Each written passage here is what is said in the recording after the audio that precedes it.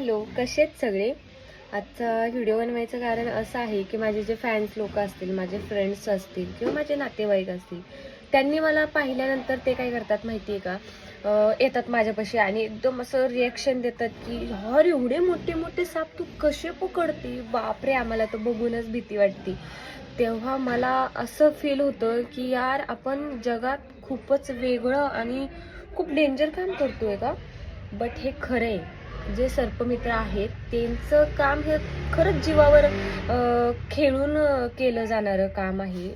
जे इतरांच्या जीवाची पर्वा करून करतात, पण स्वतःच्या जीवाची पर्वा करत नाहीत. या कामामध्ये खूप मोठी रिस्क आहे.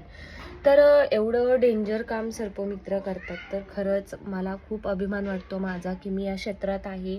मी या क्षेत्रात काम करते आणि जेवढे की जे सर्पमित्र असतील, प्राणीमित्र असतील, त्यांचे खरंच मनापासून मी आभार मानते, की मला त्यांच्याकडून सुद्धा खूप काही शिकायला भेटतं.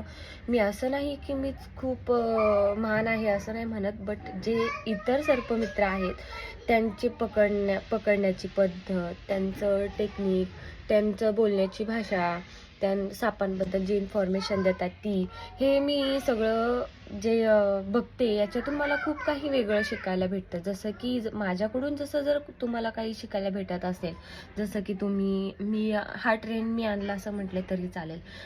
अजगर आणि घोणसचा फरक. मला तरी असं वाटतं सगळ्यात पहिला व्हिडिओ मीच अपलोड केला असेल.